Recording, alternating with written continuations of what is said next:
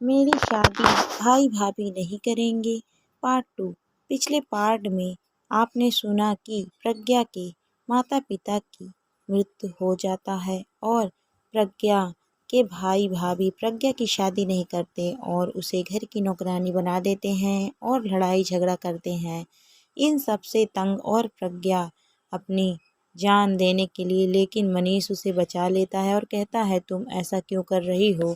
तब प्रज्ञा उसे सब बता देती है और कहती है कि मुझे अब उस घर में जाने का मन नहीं, तुम मुझे नौकरी दिलवा सकते हो।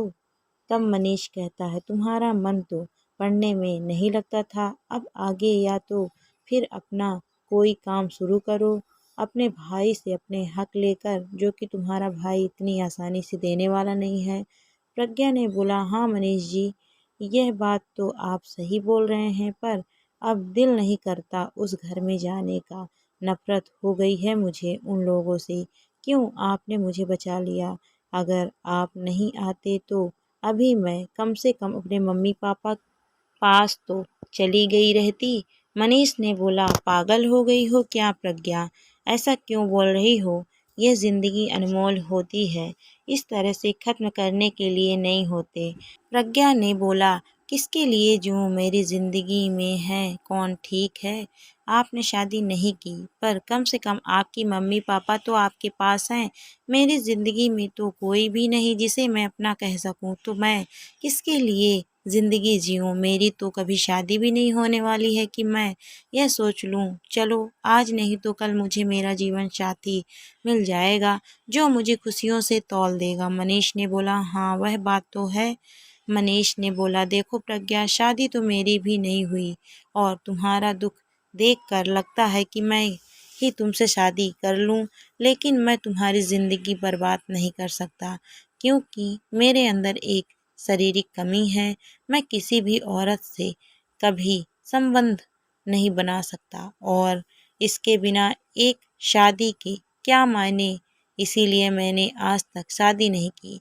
मुझे पता है मैं जिससे भी शादी करूँगा उसे बहुत खुशियाँ दूँगा और उसे अपने घर की मालकिन बनाकर रखूँगा, लेकिन मैं अपने के बारे में सब कुछ जानते हुए किसी लड़की से उसका शादीशुदा जीवन का हक तो नहीं छीन सकता। मैंने यह बात आज तक किसी को नहीं बताई, लेकिन आज तुम्हारा हाल देखकर मैं तुम्हें यह बात बता रहा हूँ, क्योंकि धोखा तो मैं तुम्हें दे नहीं सकता। इसीलिए मैंने तुम्हें अपनी ज़िंदगी की इतनी बड़ी सच्चाई बता दी है और अगर तुम चाहो तो मुझसे शादी कर सकती हो। मेरी इस कमी को स्वीकार करते हुए शादी के बाद तुम्हें सारे हक मिलेंगे, सारी खुशियाँ मिलेगी, लेकिन अपने पति के साथ पति पत्नी का रिश्ता नहीं मिल पाएगा। शारीरिक रूप से अगर तुम्हें मंजूर हो तो मैं अभी इसी क्षण तुमसे शादी करने को तैयार हूँ, क्योंकि मुझे पता है तुम भी बहुत अच्छी लड़की हो और तुम भी अपने जीवन में अकेली हो और मैं भी अपने जीवन में अकेला हूँ। प्रज्ञा ने कुछ पल के लिए सोचा, फिर बोला मैं तैयार हूँ। उस घर के नर्क से तो अच्छा ही होगा कि मैं आपके साथ अपना जीवन गुजारूँ। आप बहुत ही सुलझे हुए व्यक्ति हैं। आप मुझे पता है आप अपनी पत्नी को बहुत सम्मान देंगे। रही संबंध की बात तो ज़रूरी नहीं कि प्यार सिर्फ संबंध ही हो। मैं तैयार हूँ आपसे शादी करने के लिए। आपने अपनी ज़िंदगी की इतनी बड़ी सच्चाई मेरे सामने खोल कर रख दी, वह भी बिना किसी रिश्ते के, तो मुझे समझ में आ गया आप जीवन भर मेरा साथ देंगे। प्रज्ञा के घर से अभी तक उसके भाई भाभी उसे ढूंढने नहीं आए थे, न ही कोई फ़ोन किया था। प्रज्ञा ने बोला है मेरे भाई भाभी को मेरी कोई चिंता नहीं। मनीष ने बोला हाँ वह तो मैं समझ ही रहा हूँ। उसके बाद मनीष और प्रज्ञा ने एक मंदिर में जाकर शादी कर ली। मनीष ने फ़ोन करके अपने मम्मी पापा को बुला लिया था और बोला था कि वह प्रज्ञा से शादी कर रहा है। मनीष के मम्मी पापा तो बहुत खुश थे कि चलो कम से कम उनका बेटा शादी तो कर रहा है। मनीष के मम्मी पापा ने बोला प्रज्ञा के भाई भाभी को तो बुला लेते, यह अचानक तुम लोगों ने इतना बड़ा फैसला कैसे ले लिया? तुम दोनों तो एक दूसरे को ठीक से जानते भी नहीं। मनीष ने अपने मम्मी पापा को सारी बात बता दी और बोला कि मैंने अपनी कमियों के बारे में भी प्रज्ञा को बता दिया, क्योंकि मैं उसे धोखे में नहीं रखकर कुछ भी नहीं करना चाहता था। अब तो आप लोग खुश हो, आपको एक बहू भी मिल जाएगी और मुझे एक जीवन साथी, और प्रज्ञा का जीवन भी संवर जाएगा। और इस तरह से मनीष और प्रज्ञा ने शादी कर ली। शादी के बाद प्रज्ञा को लेकर मनीष चला गया और फ़ोन करके प्रज्ञा के भाई को सारी बात बता दी। एक पल को प्रज्ञा के भाई भाभी को झटका लगा। फिर दोनों यह सोचकर चैन की सांस लेने वालों की चलो, प्रज्ञा घर से चली भी गई और उनका 1 रुपए भी खर्च नहीं हुआ। अब वह सारी ज़िंदगी आराम से अपने माँ बाप की दौलत पर राज करेंगे। उधर प्रज्ञा मनीष के साथ बहुत खुश भी थी।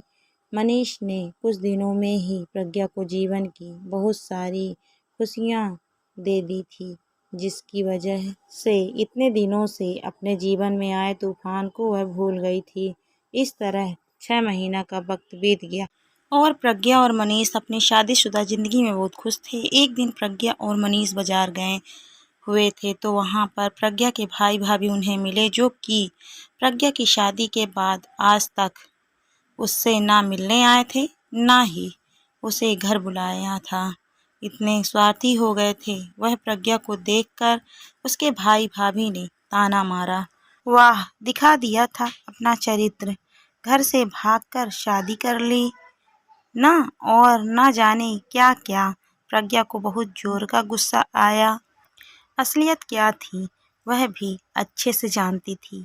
प्रज्ञा की भाभी अभी उसे और कुछ बोलने वाली थी कि मनीष ने बहुत जोर से बोला, खबरदार, जो आपने मेरी पत्नी के लिए कोई भी अपशब्द कहे, अब वह आपकी नंद नहीं मेरी पत्नी है, तो आपने जवान पर काबू रखिए, नहीं तो ठीक नहीं होगा। तो प्रज्ञा का भाई मनीष से लड़ने को तैयार हो गया। मनीष ने बोला, प्रज्ञा को अकेली मत समझना, अब उसका पति उसके साथ है और हर कदम पर उसके साथ रहेगा, और तुम लोगों को तो तुम लोगों की औकात दिखाकर रहेंगे। अब तक तो हम लोग चुप थे, कोई मतलब नहीं रखा था तुमसे, लेकिन अब तुम लोगों ने बड़ी लकड़ी ली है। अब देखो हम क्या करते हैं। प्रज्ञा को तुम लोगों ने अकेला समझकर उसके साथ बहुत गलत कर लिया, लेकिन अब तुम लोगों को तुम्हारे किए की सज़ा ज़रूर मिलेगी। प्रज्ञा को आज अजीब सा सुख मिल रहा था कि उसका पति उसके साथ हर कदम पर खड़ा है, और कोई उसे भी गलत बोलेगा तो उसका सामना मनीष करेगा। प्रज्ञा बहुत खुश थी आज और भगवान का धन्यवाद कर रही थी उसे ऐसा जीवन साथी देने के लिए। अगले दिन प्रज्ञा के भाई भाभी के पास कोर्ट से एक नोटिस गया, जिसमें संपत्ति के बंटवारे की बात कही गई थी। नोटिस में साफ साफ लिखा था कि जितनी भी संपत्ति है सब पर प्रज्ञा का बराबर का हक है, क्योंकि यह सारी संपत्ति प्रज्ञा के माँ बाप द्वारा अर्जित की गई है। सारी संपत्ति में 50% की हिस्सेदारी है और उसे अपना हिस्सा चाहिए। प्रज्ञा के भाई भाभी ने कभी सोचा भी नहीं था कि इस तरह से कानूनी नोटिस उनके पास आएगा। साथ ही साथ एक नोटिस और आ गया कि वह बैंक से कोई पैसे नहीं निकाल सकते, क्योंकि उन पैसों पर प्रज्ञा का बराबर का हक है। उसकी मम्मी पापा का सारा पैसा इतने दिनों से अकेले इस्तेमाल कर रहे हैं। उन्होंने प्रज्ञा को फ़ोन किया और बोला, यह क्या बदतमीजी है, तुमने यहाँ नोटिस क्यों भेजी? तो मनीष ने फ़ोन ले लिया, क्योंकि उसे पता था प्रज्ञा जवाब नहीं दे पाएगी, और बोला, यह बदतमीजी नहीं, यह तो बहुत पहले हो जाना चाहिए था, लेकिन हम चुप थे। लेकिन तुम्हारे कल की हरकत का यह जवाब है। तुम्हें क्या लगा प्रज्ञा के साथ बदतमीजी करके तुम्हें चैन की सांस लेने दूंगा? मत भूलो प्रज्ञा मेरी पत्नी है, और हाँ, रही संपत्ति की, तो मेरे पास में कोई कम संपत्ति नहीं है, लेकिन अब मैं तुम्हें चैन से जीने नहीं दूंगा। सारी संपत्ति बराबर बराबर बटेगी और तुम्हारे किए की सज़ा तुम्हें मिलेगी। प्रज्ञा के भाई भाभी को समझ में आ चुका था कि मनीष प्रज्ञा जैसा नहीं है और वह प्रज्ञा का हिस्सा लेकर रहेगा।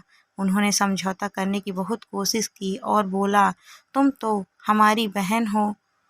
अब उन्होंने रिश्ते निकालने शुरू कर दिए थे। प्रज्ञा की भाभी ने प्रज्ञा को फ़ोन किया और माफ़ी मांगने लगी और बोली, आप तो मेरी इकलौती नंद हो, यह आपका मायका है। हम आपको आपके मायके में पूरा सम्मान देंगे, रिश्ते फिर से कायम हो जाएंगे। बस आप यह पैसे वाली बात छोड़ दीजिए। अच्छे घर में तो शादी हो गई है आपकी और पता नहीं क्या क्या अच्छी अच्छी बातें करने लगी, जिस तरह से उसने कभी प्रज्ञा से बात ही नहीं की थी। इस तरह की बातें प्रज्ञा की भाभी तभी किया करती थी जब उसके मम्मी पापा जिंदा थे। मम्मी पापा की मृत्यु के बाद से तो प्रज्ञा की भाभी प्रज्ञा से नौकरों की तरह बात करती थी, जैसे कि वह घर की नौकर हो। आज बहुत दिनों के बाद प्रज्ञा को दीदी और आप कहकर संबोधित कर रही थी, लेकिन मनीष ने आंखों ही आंखों में प्रज्ञा को समझा दिया था कि अपने सीधेपन में दोबारा अपने पैर पर कुल्हाड़ी मत मार लेना।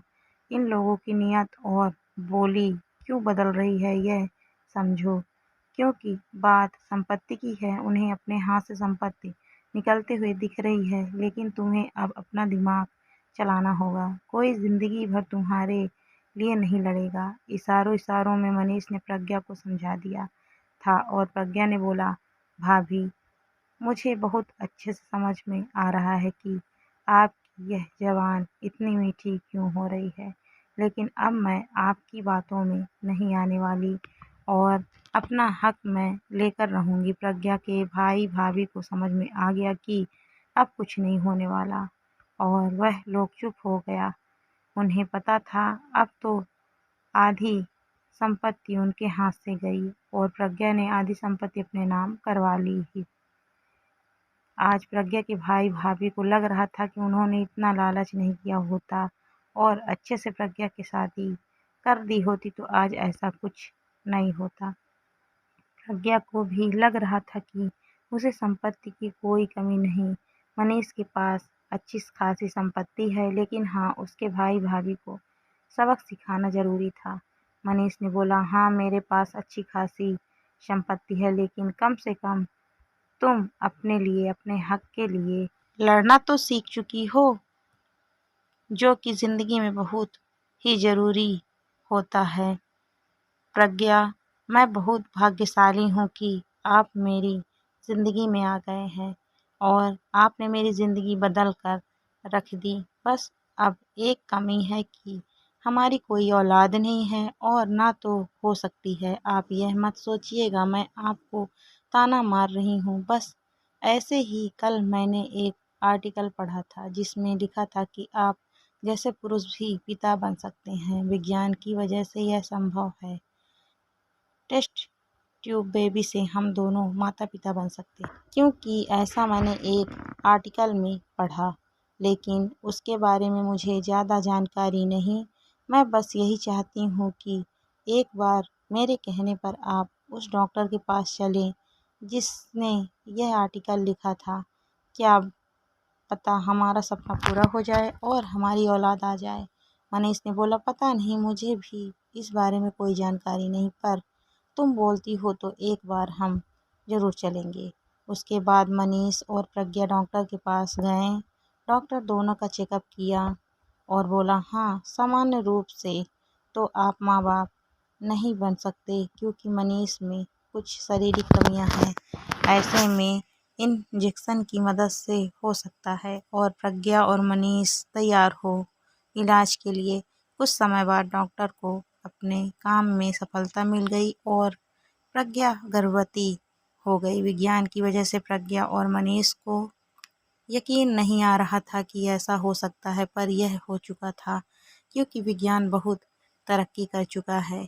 प्रज्ञा और मनीष आज बहुत खुश थे क्योंकि उनकी ज़िंदगी में वह हो गया था जिनकी उन्होंने कल्पना भी नहीं की थी, जो कि संभव भी नहीं था। और इस तरह से 9 महीने डॉक्टर की देखरेख में प्रज्ञा और मनीष ने बहुत सावधानी से गुजारी और 9 महीने के बाद प्रज्ञा ने जुड़वा बच्चों को जन्म दिया, एक बेटी और एक बेटा। मनीष और प्रज्ञा को यकीन नहीं हो रहा था कि उनकी किस्मत इतनी अच्छी हो सकती है कि जो चीज़ असंभव थी वह संभव हो गई और एक साथ उसे 2-2 बच्चों का वरदान मिल गया और उसका परिवार पूरा हो गया।